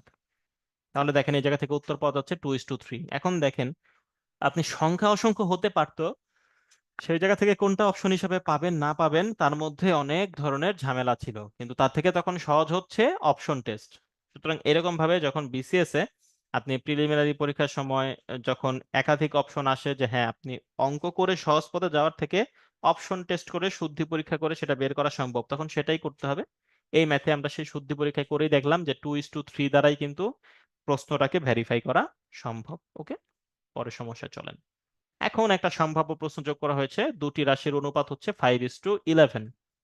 5:11, উত্তর রাশি 99 হলে পূর্ব রাশি কত? খুবই ভালো কথা, দুইটি রাশির অনুপাত 5:11, তার মানে আগেই আমি বলছিলাম যে যখনই অনুপাত থাকে তখন তার সঙ্গে অজানা কোনো একটা সংখ্যা গুণ করে কিন্তু সেখান থেকে পূর্ণ সংখ্যাটা পাওয়া যেতে পারে। তাহলে ধরলাম আমি 5 এর সঙ্গে x গুণ করে 5x-টা হচ্ছে আমার প্রকৃত সংখ্যা, আর এখানে 11 এর সঙ্গে x গুণ করে 11x হচ্ছে আমার প্রকৃত সংখ্যা।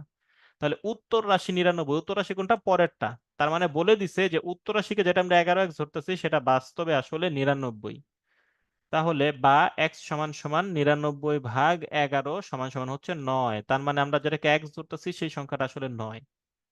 এই সংখ্যাটা যদি 9 হয় তাহলে 5-এর সঙ্গে এখানে x হিসেবে তো 9ই বসবে, তাহলে 5 নং কত? 45। দেখেন খুবই সিম্পল, খুবই সিম্পল। ঠিক জাস্ট শর্টকাটে যদি করেন 5:11 সমান সমান, যেটা জানি না, ইস টু 99, তাহলে দেখেন 11 থেকে 99 পাওয়া গেছে কত দিয়ে? গুণ দিয়ে, 9 দিয়ে। তাহলে 11-কে 9 দিয়ে গুণ দিয়ে 99 পাওয়া গেছে, তাহলে 5-কেও যদি আমরা 9 দিয়ে গুণ দেই তাহলে 5 নং 45। এই সরাসরি কিন্তু উত্তর চলে আসে, খুবই সিম্পল, কোনো মানে হতভম্ব হওয়ার কোনো সুযোগ নাই। এখন আমরা এতক্ষণ অনুপাত সমানুপাতের যে সমস্যাগুলো দেখলাম সেগুলো প্রত্যেকটাই মানে জাস্ট সরাসরি সংখ্যা ডিজিট দেয়া ছিল। আর এখন সেগুলো যদি কথায় যদি প্রশ্নগুলো আসে, প্রচলিত বাংলা যেগুলোকে ডাকের অঙ্ক বলা হয়, এই টাইপের যদি প্রবলেম আসে তাহলে সেগুলো কিভাবে সলভ করতে হবে সেটা আমাদের একটু দেখে ফেলতে হবে। তো চলেন। বলছে যে 20 ফুট লম্বা একটা বাঁশ, একটা বাঁশ কতটুকু লম্বা? 20 ফুট। সেটাকে এমন ভাবে কেটে দুই ভাগ করা হলো যেন ছোট অংশ বড় অংশের 2/3 হয়। তাহলে ছোট অংশের দৈর্ঘ্য কত? এমন ভাবে কেটে দুই ভাগ করা হলো যেন ছোট অংশ বড় অংশের 2/3 হয়, মানে বড় অংশটা যতটুকু সেটার 3/2 হবে ছোট অংশটা। আচ্ছা ঠিক আছে, তাহলে দেখেন আমরা ধরে নিলাম যে ধরি বড় অংশ সমান সমান হচ্ছে এক্স ফুট আর কি, যাই হোক ধরলাম বড় অংশ এক্স। তাহলে ছোট অংশটা কত হবে? বড় অংশটা যদি এক্স হয় তাহলে ছোট অংশটা কত হবে? বড় অংশটার 2/3, তার মানে কি বড় অংশটাকে বড় অংশটাকে 3 দিয়ে ভাগ করে 2 দিয়ে গুণ করলে যা হবে ছোট অংশটা হবে তা। বোঝা গেছে কিনা? বড় অংশটা যদি এক্স হয় তাহলে ছোট অংশটা হবে বড় অংশের 3/2 ভাগ, 2/3, 3/2 ঠিক আছে? এই পাওয়া গেল। এখন দেখেন বড় অংশ আর ছোট অংশ মিলেই তো 20 ফুট লম্বা বাসটা ছিল নাকি? তাহলে প্রশ্ন মতে কিন্তু বড় অংশ প্লাস এই যদি গুণ করে দেই 2x/3, এই বড় অংশ আর ছোট অংশ যোগ করে কিন্তু মোট বাঁশের দৈর্ঘ্য পাওয়া যায় 20 ফুট। বা যদি 3 আমরা নেই তাহলে 3x প্লাস 2x সমান সমান 20, বা 3x আর 2x মিলে হচ্ছে 5x, আর এখানে 20 এর সঙ্গে 3 আর গুণন হয়ে যাবে, বা x সমান সমান 3 বিশে 60, তাকে ভাগ করব 5 দিয়ে, সুতরাং x সমান সমান হচ্ছে 12। তার মানে বড় অংশটার দৈর্ঘ্য কত, যেটা আমি বড় ধরেছিলাম সেটা হচ্ছে 12। সুতরাং ছোট অংশটার দৈর্ঘ্য কত? ছোট অংশটা হচ্ছে এক্স ইন্টু তার 3/2 ছিল, তাহলে এক্স এর জায়গায় 12 বসাই, আর তাকে 3/2 করে ফেলি, কাটাকাটি করলে 4 দুগুণে 8। এই 8 দেখেন অপশনে সুন্দরভাবে দেয়া আছে। ছোট অংশের দৈর্ঘ্য বলছে বলেই 8 ফুট হয়েছে, আর যদি বড় অংশ বলতো তাহলে কিন্তু উত্তর হয়ে যেত 12 ফুট। আশা করি বুঝতে পেরেছেন, কঠিন কিছুই নাই। এখন দেখেন এই সমস্যাটাতে কি বলছে, জাস্ট এটা সরাসরি দেখে বুঝতে পারতেছেন তো, P plus Q R P minus Q, তার মানগুলোকে জাস্ট যোগ আর বিয়োগ করতে হবে, খুবই সিম্পল, খুবই সিম্পল। দেখেন এখানে বলে দিছে যে Q by P equals to 1/4, তার মানে কি, কিউ সমান সমান 1 আর পি সমান সমান 4। কিউ বাই পি সমান সমান 1/4, তার মানে কিউ সমান সমান 1, পি সমান সমান 4। যেহেতু সমান চিহ্ন আছে সরাসরি ধরে নেওয়া যায়। তাহলে আপনার কাছে কি জানতে চাইছে? P plus Q divided by P minus Q. তাহলে পি এর মান 4, 4 এর সঙ্গে যোগ হবে কিউ এর মান 1। আবারও পি এর মান 4, তার থেকে বিয়োগ হবে কিউ এর মান 1। তাহলে 4 আর 1 এ 5, 4 থেকে 1 চলে গেলে 3। এই হচ্ছে আপনার উত্তর নিন। ওকে, এখন দেখেন 29তম বিসিএস এর কোয়েশ্চেন বলছে 4টি 1 টাকার নোট ও 8টি 2 টাকার নোট, একত্রে 8টি 5 টাকার নোটের কত অংশ? তাহলে 4টি 1 টাকার নোট কে যদি আমি গুণ করি কত পাবো? 4 টাকা। আর 8টা 2 টাকার নোটকে যদি আমি গুণ করি 8 দুগুণে কত পাবো? 16 টাকা। দুজনের যোগফল কত? 4 আর 16, 20 টাকা। ওকে, আর 8টি 5 টাকার নোট, 8টি 5 টাকার নোট মোট কত? 5 8 হচ্ছে 40 টাকা। তাহলে বলছে এই টাকাটা তার কত অংশ? এই টাকাটা তার কত অংশ, মানে ছোটটা বড় জনের সাপেক্ষে কত অংশ? তাহলে এই ছোটটা উপরে চলে যাবে, বলছে যে এই কার কত অংশ, যার সাপেক্ষে অংশ জানতে চায় সে সবসময় নিচে চলে আসে। কার সাপেক্ষে আমার সাপেক্ষে গাছটা কত গুণ ছিল? 3 গুণ ছিল। আমি 5 ফুট, গাছটা 15 ফুট ছিল। সেজন্য দেখেন আমার মানটাকে আপনি নিচে ভাগ করছেন, গাছের মানকে, গাছের 15 ফুটকে আপনি শাওন ভাইয়ার 5 ফুট দিয়ে ভাগ করে দিচ্ছেন, তাহলে কিন্তু গাছের আপনি 3 গুণ লম্বা সেটা পেয়ে গেছেন। আবার উল্টো ক্রমে গাছের সাপেক্ষে আমি কত গুণ? 3/1 গুণ। মানে আমার 5 ফুটকে আমি গাছের উচ্চতা দিয়ে তখন ভাগ করে দিছি, 15 ফুট দিয়ে ভাগ করে দিছি, তখন কাটাকাটি করে হয়ে গেছে 3/1 অংশ, মানে গাছটার সাপেক্ষে আমি 1/3, 3/1 অংশ।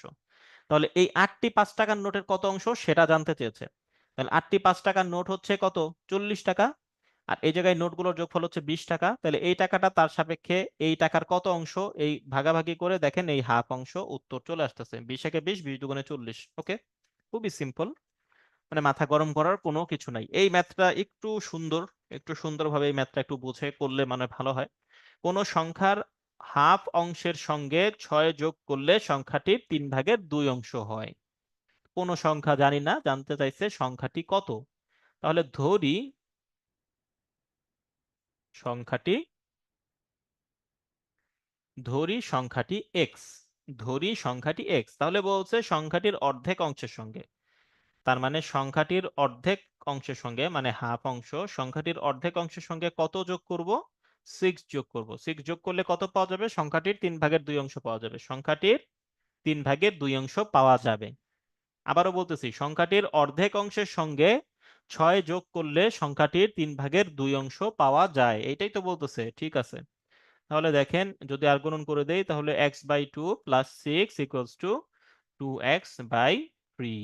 আচ্ছা, তাহলে যদি আমরা লসাগু করে ফেলি তাহলে 2 যাবে, x প্লাস 6 দুগুণে 12 সমান সমান 2x/3, বা যদি আর গুণন করে ফেলি, তাহলে 3 ইন্টু এক্স, 3x প্লাস 3 12 হচ্ছে 36 সমান সমান 2 দুগুণে 4x, বা 36 এই পাশে রইলো, এক্স গুলোকে আমরা এই পাশে নিয়ে যাব, এক পাশে নিয়ে যাব, তাহলে 4x থেকে এই 3x এখন বিয়োগ হবে।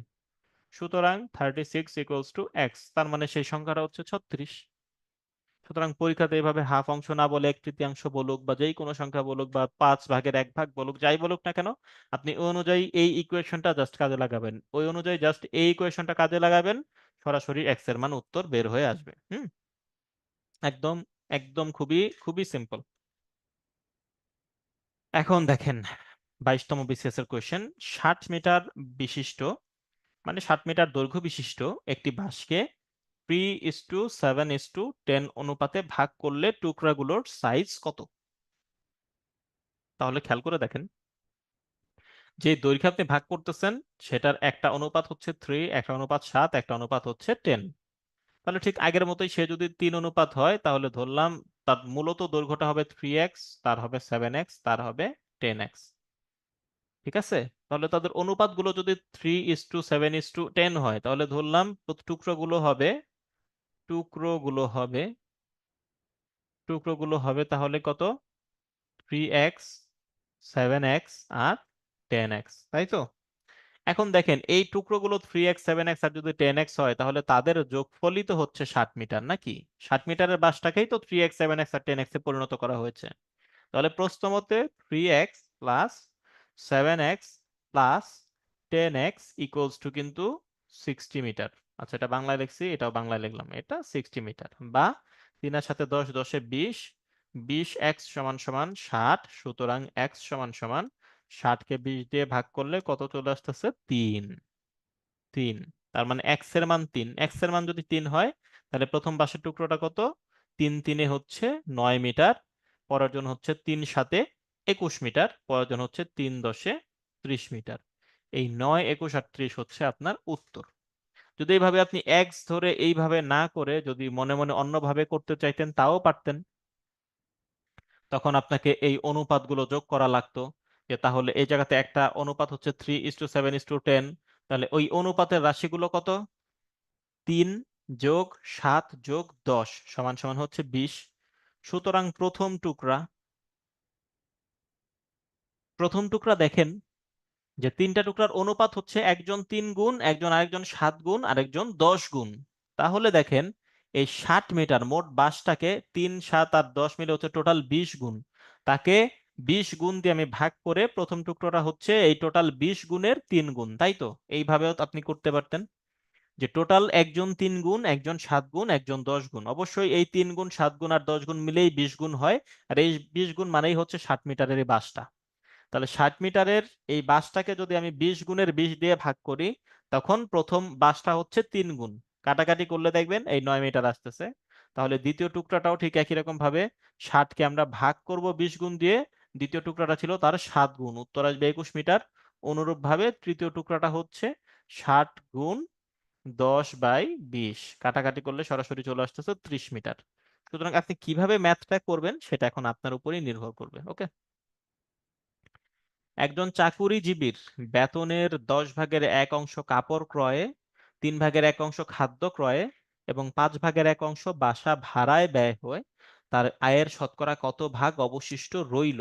আচ্ছা, তাহলে আমাদের তার বেতনের এইটাও ব্যয় করতেছে, এটাও ব্যয় করতেছে, এটাও ব্যয় করতেছে। তাহলে দেখা যাবে মোট ব্যয় করে তার কতটুকু বাকি থাকে। আচ্ছা, তাহলে ধরি তার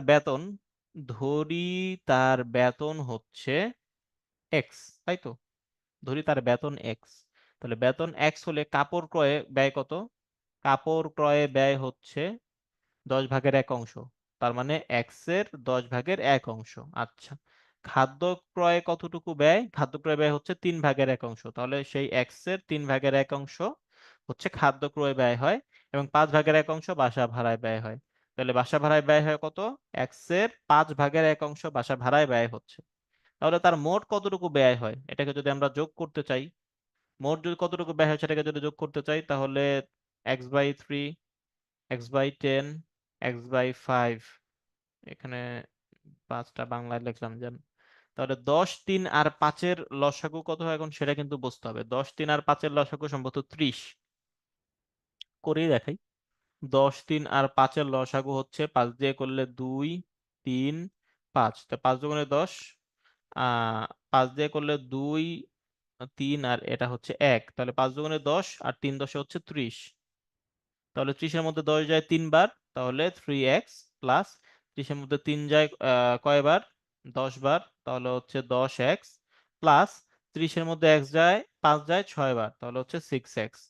তাহলে 10 আর 3 হচ্ছে 13 আর 6 হচ্ছে 19/30x, তাই তো? 19/30x এটা হচ্ছে তার মোট ব্যয়। তো এটা যদি তার মোট ব্যয় হয় তাহলে অবশিষ্ট থাকে কতটুকু?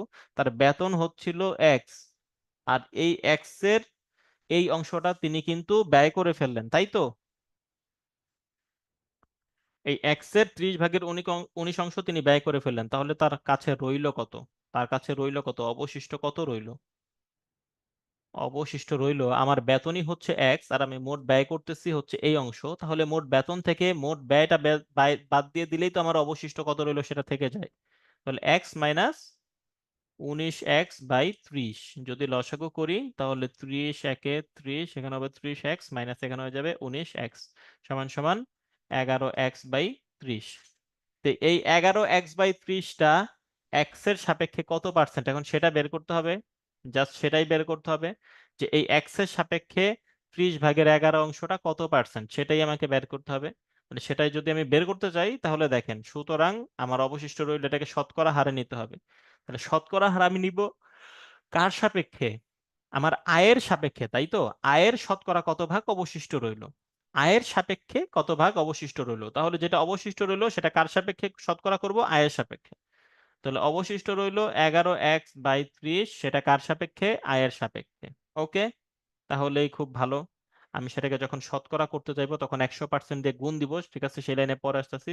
দ্বিতীয় লাইনে গেলে এই 11x উপরে রয়ে গেল, আর এই 30টা তার সঙ্গে নিচে গুণ আকারে চলে আসলো, 30x x x কাটাকাটি। এখন হচ্ছে 11/30 থাকলো, সেটাকে 100%-এর সাপেক্ষে আমার কাজ করতে হবে। তাহলে 0 0 কাটা, তাহলে 3 10-এর মধ্যে কয়বার যায়? 3.33%। এই দেখেন, যদি আমি কাটাকাটি করতে যাই, হ্যাঁ, কাটাকাটি যদি, আচ্ছা 11 10-এ আমি এইভাবে করেই দেখাই। 11 10-এ হচ্ছে 110, 110-কে 3 দিয়ে ভাগ করব, তাহলে 3 3-এ 9, 3 3-এ 9, 2 আর 0, 3 6 18, 2 আর 0, 2 এর মধ্যে আবার যায় 6 6%, মানে 36.66, মানে এই দেখেন 36 সমস্ত 3/2, এখানে 36 হলার অপশন নাইও, 37ও নাই। তাহলে দেখেন 36 সমস্ত 3/2% হচ্ছে আয়ের সাপেক্ষে মোট কত ভাগ অবশিষ্ট রইল। তো দেখেন, প্রথমে ব্যয়গুলো বের করে মোট বেতন থেকে ব্যয় বিয়োগ করে যা অবশিষ্ট রইলো সেটা মূল বেতনের সাপেক্ষে আমরা শতকরা করলে উত্তর পেয়ে যাচ্ছি। আশা করি বুঝতে পেরেছেন। এখন দেখেন 14তম বিসিএস, মানে যেটা শিক্ষা ক্যাডারদের জন্য ছিল, এখানে বলছে একজন গোয়ালা তার এন সংখ্যক গাভী, তার গাভীর সংখ্যা হচ্ছে এন, সেটা 4 পুত্রের মধ্যে নিম্নলিখিত ভাবে বন্টন করে দিল। প্রথম পুত্রকে কতটুকু দিল? প্রথম পুত্রকে দিল অর্ধেক অংশ, দ্বিতীয় পুত্রকে দিল 4/1 অংশ, তৃতীয় পুত্রকে দিল 5/1 অংশ। আহার বাকি যা ছিল সেটা না বলে বলেছে বাকি 7টি গাভী। এইটাই হচ্ছে আপনার হিন্টস এই এন বের করার জন্য। ওই গোয়ালার গাভীর সংখ্যা কত ছিল, ঠিক আছে? তাহলে আমরা দেখি প্রথম পুত্রকে কত দিছে। প্রথম পুত্রকে দিছে কি এন এর অর্ধেক অংশ, তার মানে n/2টি, তাই তো? ঠিক আছে। দ্বিতীয় পুত্রকে কতটুক দিল? 4/1 অংশ, তার মানে এন এর 4/1 অংশ দিল। এন কে 4 ভাগ করে 1 ভাগ দিল দ্বিতীয় দ্বিতীয় পুত্রকে। আর তৃতীয় পুত্রকে দিল কি এন এর 5/1 অংশ, তার মানে এন এর 5/1 অংশ। এই হইল গে 3 ছেলেকে দিল। আর বাকি 7টি গাভী চতুর্থ পুত্রকে দিল, বাকি 7টি গাভী। তাহলে আমরা দেখি চতুর্থ পুত্রকে কয়টা দিচ্ছে সেটা এন এর সাপেক্ষে বের করা যায় কিনা। তাহলে এই 3 জনের মানকে যদি আমরা যোগ করি, n/2 plus n/4 plus n/5, তাহলে দেখেন 2 4 আর 5-এর লসাগু কত হতে পারে? 2 4 আর 5-এর লসাগু হবে 20। আপনারা লসাগু করে মিলিয়ে নিন। তাহলে 20-এর মধ্যে 2 যায় 10 বার, তাহলে এটা হচ্ছে 10n। 20-এর মধ্যে 4 যায় হচ্ছে 5 বার, তাহলে এটা হচ্ছে 5n। আর 20-এর মধ্যে 5 যায় হচ্ছে 4 বার, তাহলে এটা হচ্ছে 4n। তাহলে 15 19n, 19/20। সুতরাং দেখেন মোট গাভী সংখ্যা ছিল কিন্তু এনটি। এর মধ্যে প্রথম 3 পুত্রকে দিয়ে দিছে 20/19 অংশ এনটি, তাহলে চতুর্থ পুত্রকে কতটুক দিল? তাহলে এই এন থেকে এই 3 জনের অংশ বাদ দিয়ে দিলেই তো চতুর্থ পুত্রেরটা পাওয়া যাবে। তাহলে চতুর্থ পুত্রকে দিল কতটুকু? মোট এনটি গাভী থেকে 19n/20টা অংশ মাইনাস করতে হবে। তাহলে 20 করলে 20, এই জায়গায় আর গুণন হয় 20n মাইনাস এখানে হচ্ছে 19n, 20 থেকে 19 চলে গেলে n থাকে n/20। তাহলে দ্বিতীয় চতুর্থ পুত্রকে এই n/20টি গাভী তিনি দিলেন, কিন্তু প্রশ্ন কিন্তু বলে দিছে যে বাকি 7টি গাভী চতুর্থ পুত্রকে দিল। তার মানে চতুর্থ পুত্রকে আমরা যে বলতেছি যে n/20টি দিছে, বাস্তবে সেটা কিন্তু 7টা গাভী। তাহলে কিন্তু প্রশ্ন মতে কি দাঁড়ায়? তার মানে প্রশ্ন মতে কিন্তু দাঁড়ায় n/20 সমান সমান 7। সুতরাং n ইকুয়ালস টু, এটা আর গুণন করে দিলেই হয়, 7 × 20, 140। তার মানে প্রকৃতপক্ষে তার মোট গাভীর সংখ্যা ছিল 140টি। তাহলে প্রথম পুত্রকে দিয়েছিল 70টি, দ্বিতীয় পুত্রকে দিয়েছিল 35টি, তৃতীয় পুত্রকে দিয়েছিল হচ্ছে আপনার 28টি, আর 7টা দিল তিনি তার চতুর্থ ছেলেকে। ওকে, এখন দেখেন 24তম বিসিএস এর প্রশ্ন হচ্ছে, এক ব্যক্তি তার মোট সম্পত্তির 7/3 ব্যয় করার পরে অবশিষ্টের 12/5 এখানে দেখেন একটু প্যাচ দিয়ে দেওয়া আছে। সরাসরি 7/3 আর সরাসরি 12/5 বলে নাই, বলে দিছে যে 7/3 ব্যয় করার পরে যা ছিল সেই অবশিষ্টের আবার 12/5 ব্যয় করে দেখলেন যে তার নিকট 1000 টাকা আছে। মোট সম্পত্তির মূল্য কত? তাহলে ঠিক আমরা একই ভাবে ম্যাথটা করার চেষ্টা করব। নতুন নতুন নিয়মে আমরা যেন একই নিয়মে করব। তাহলে ধরি ধরি মোট সম্পত্তি হচ্ছে x টাকা, তাই তো? ধরি মোট সম্পত্তি হচ্ছে x টাকা। তাহলে ব্যয় করছে কতটুকু? ব্যয় করলেন কত মোট সম্পত্তির 7/3। ঠিক আছে, মোট সম্পত্তির 7/3 টাকা তিনি ব্যয় করলেন। তার পরবর্তীতে আবার অবশিষ্টের 5/12 ব্যয় করছে। তাহলে আগে অবশিষ্ট বের করতে হবে। তাহলে সম্পত্তি থেকে এটা যদি ব্যয় করে, তাহলে প্রাথমিকভাবে অবশিষ্ট কত থাকলো? প্রাথমিকভাবে অবশিষ্ট কত থাকলো? মোট সম্পত্তি ছিল x, ব্যয় করে ফেলছে 3x/7 টাকা। তাহলে অবশিষ্ট কত থাকে সেটা আমরা বের করি। 7, 7x মাইনাস 3x সমান সমান হচ্ছে 4x/7 টাকা। তার মানে তার কাছে এখন 4x/7 টাকা আছে। এখন এই অবশিষ্টের 12/5 তিনি আবার ব্যয় করছেন। তাহলে আবার ব্যয় করলেন, পুনরায় ব্যয় করলেন। পুনরায় কতটুকু ব্যয় করলেন ভাই? তার কাছে যতটুকু অবশিষ্ট ছিল, মানে 4x/7, এইটার 12/5, এটার 12/5 তিনি আবারও ব্যয় করলেন। ঠিক আছে, ব্যয় করে দেখি তাহলে কত ব্যয় করতেছে। তাহলে এখানে দেখেন 4 আর 12টাকে আমরা কেটে দিতে পারি, 3 × 4 = 12। তাহলে উপরে থাকতেছে 5x আর নিচে থাকতেছে 3×7 = 21 টাকা। এখন দেখেন তার নিকট তাহলে শেষ পর্যন্ত থাকে 1000 টাকা। তাহলে এ পর্যন্ত 1000 টাকা যেহেতু তার কাছে আছে, তার মানে যাবতীয় ব্যয় করার পরবর্তীতে, তাহলে মোট ব্যয়গুলো আমাকে আগে বুঝে ফেলতে হবে। তাহলে প্রথম ক্ষেত্রে একটা ব্যয় ছিল এই জায়গায় ব্যয় 1, আর এখানে হচ্ছে ব্যয় 2। তাহলে আগে দুইটা ব্যয় আমরা যোগ করে ফেলি, তাহলে মোট ব্যয়। তাহলে তার মোট ব্যয় কত সেটা আগে আমাদের বের করে ফেলতে হবে। তাহলে প্রাথমিক অবস্থায় ছিল 3x/7 প্লাস দ্বিতীয় অবস্থায় ছিল 5x/21। তাহলে এখানে লসাগু করলে 7 আর 21 লসাগু হচ্ছে 21। 21 এর মধ্যে 7 যায় হচ্ছে 3 বার, 3 3 হচ্ছে 9x প্লাস 21 এর মধ্যে 21টা একবারই, এখানে হচ্ছে 5x। তাহলে হচ্ছে আপনার কত? 9 আর 5 হচ্ছে 14x/21। কাটাকাটি করলে 7 একে 7, 7 গুণে 14, 3 7 21, তাহলে 2x/3। তাহলে 2x/3 মোট উনি ব্যয় করলেন। তাহলে মোট ব্যয় করলে অবশিষ্ট কত ছিল? মোট যদি ব্যয় 2x/3 হয়, তাহলে হাতে যে 1000 টাকা ছিল এই পরিমাণটা কত? তাহলে হাতে রইলো হচ্ছে এই টোটাল সম্পত্তি থেকে এটা বিয়োগ। টোটাল সম্পত্তি থেকে 2x/3 বিয়োগ, লসাগু করেন 3x - 2x সমান সমান হচ্ছে x/3। মানে মোট সম্পত্তির 3/1 তার হাতে রয়ে গেছিল। মোট সম্পত্তির 3/1 তার হাতে রয়ে গিয়েছিল। এখন প্রশ্ন মতো দেখেন যে x/3টা তার হাতে আছে, সেটাই তো 1000 টাকা, ঠিক না? তাহলে প্রশ্ন মতে কিন্তু এই x/3 হচ্ছে তার হাতের 1000 টাকা। সুতরাং মোট সম্পত্তির মান 1000কে 3 দিয়ে আর গুণন করে দেন, 1000কে 3 দিয়ে আর গুণন করে দেন, মোট সম্পত্তির মান হচ্ছে 3000 টাকা। মোট সম্পত্তির মূল্য হচ্ছে 3000 টাকা। দেখছেন? শুরু থেকে আবারও একবার একটা হাইলাইটস দিয়ে দেই, যেহেতু ম্যাথটা একটু বড়। যে প্রথমে মোট সম্পত্তির 7/3 ব্যয় করছে, ব্যয় করার পরবর্তীতে আমরা ব্যয় 1টা বের করলাম। তারপরে তার এই ব্যয় করার পরে সম্পদ থেকে যা বাকি ছিল, অবশিষ্ট ছিল, সেই অবশিষ্টের আবারও উনি 12/5 ব্যয় করলেন। তাহলে এই জায়গা থেকে আমরা 2 নাম্বার ধাপের ব্যয়টা বের করলাম। তাহলে দেখেন ব্যয় প্রথম ধাপ আর দ্বিতীয় ধাপের ব্যয়গুলো যদি আমরা যোগ করি, তাহলে তার মোট ব্যয় বের করা সম্ভব। তাহলে মোট তিনি ব্যয় করেছেন আর তার মোট সম্পত্তি, এই দুইটা বিয়োগ করলেই আমরা পেয়ে যাই তার হাতে কত আছে। তাহলে তার হাতে আছে 3/1 মোট সম্পদের। সেটা কিন্তু প্রশ্ন অনুযায়ী 1,000 টাকা, প্রশ্নেই বলে দিছে। তাহলে মোট সম্পত্তির পরিমাণ 3,000 টাকা। আশা করি বুঝতে পেরেছেন। সম্ভাব্য প্রশ্ন দেখেন। সম্ভাব্য প্রশ্ন এখানে কি বলে দিছে। সম্ভাব্য প্রশ্ন এখানে বলা আছে যে একটি বাঁশের 5/2 লাল, 4/1 কালো, 3/1 সবুজ কাগজে আবৃত, অবশিষ্ট অংশ 6 মিটার হলে বাঁশটির দৈর্ঘ্য কত। তাহলে দেখেন, ধরি বাঁশটির দৈর্ঘ্য হচ্ছে ঠিক আগের মতোই, বাঁশটির দৈর্ঘ্য হচ্ছে x মিটার। তাহলে লাল অংশ কতটুকু? 2x/5 অংশ হচ্ছে লাল, এই যে x এর 2/5 তার মানে কালো অংশ কতটুকু? কালো অংশ হচ্ছে x/4 অংশ হচ্ছে কালো। আর সবুজ অংশ কতটুকু? x/3 অংশ হচ্ছে সবুজ। তাহলে মোট কালারফুল কতটুকু এটাকে বের করতে হবে। বাঁশ হচ্ছে x আর মোট কালারফুল হচ্ছে এই তিনটা অংশ।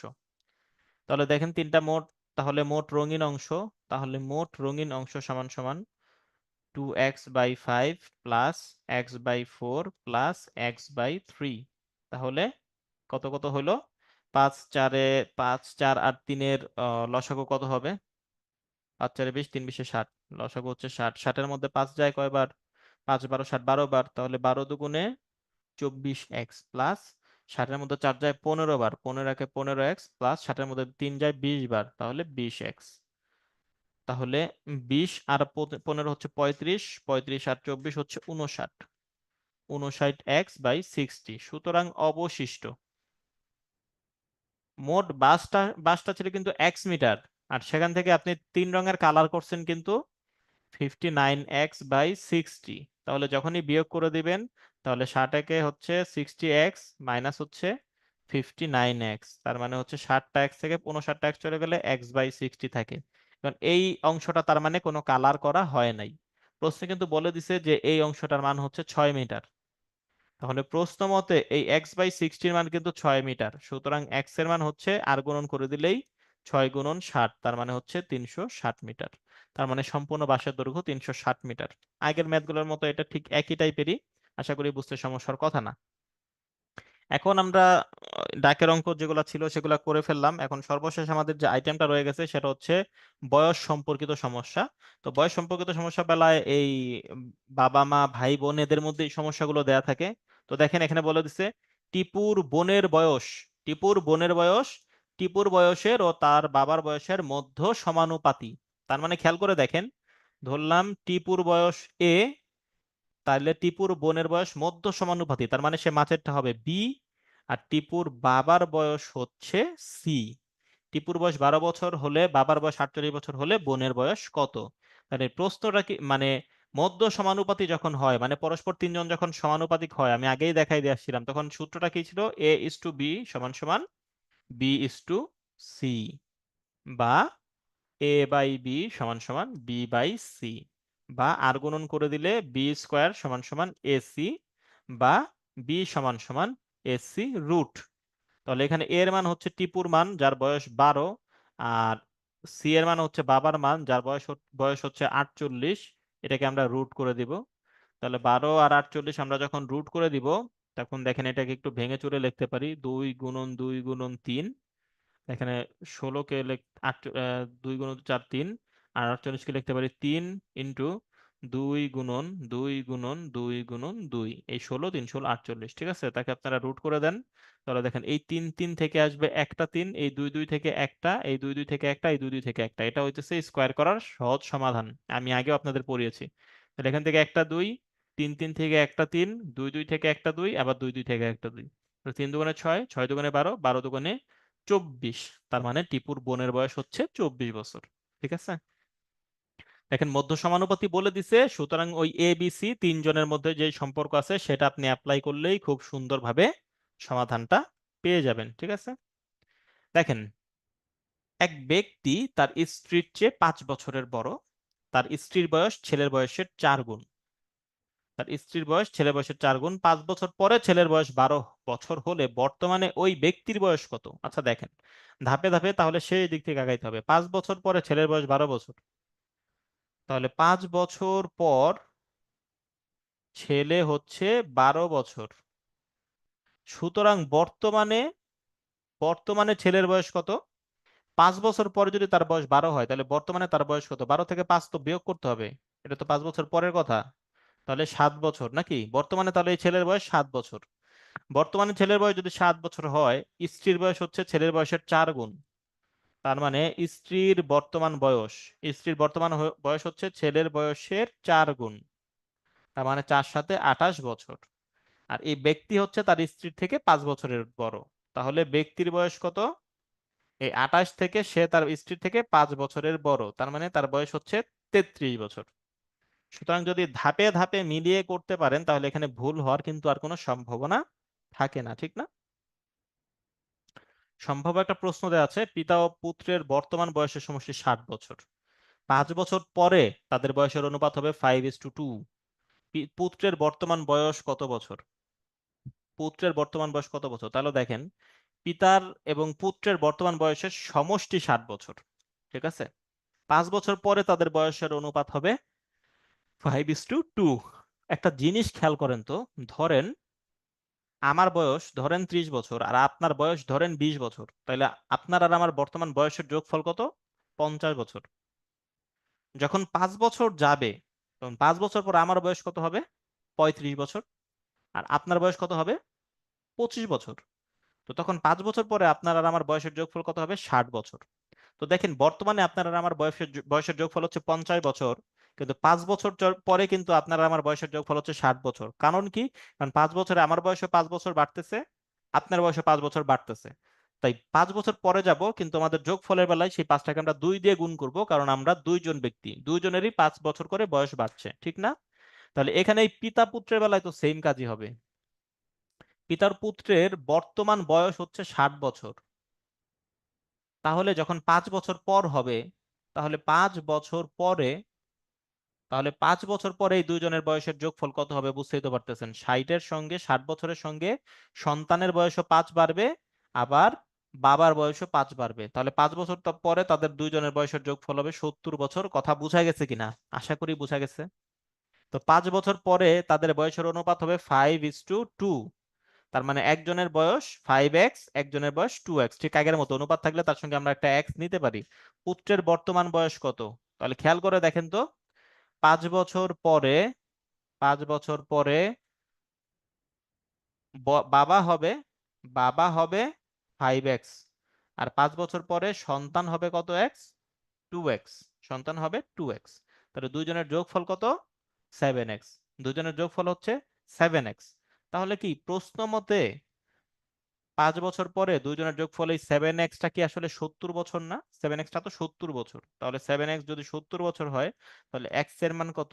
10 বছর। এক্স এর মান 10 বছর। তাহলে পুত্রের বর্তমান বয়স কত? তো বর্তমান বয়সে যাওয়ার আগে আমাকে আগে তার ভবিষ্যতের বয়স নিয়ে আসতে হবে। তাহলে ভবিষ্যতে তার বয়স হচ্ছে 2x। সুতরাং পুত্রের ভবিষ্যৎ বয়স হচ্ছে তখনকার 2x। তার মানে হচ্ছে 10 দুগুণে 20 বছর। তাহলে তার ভবিষ্যৎ 5 বছর পর হলে পুত্রের বর্তমান বয়স কত? বর্তমান বয়স 20 থেকে 5 বিয়োগ 15 বছর।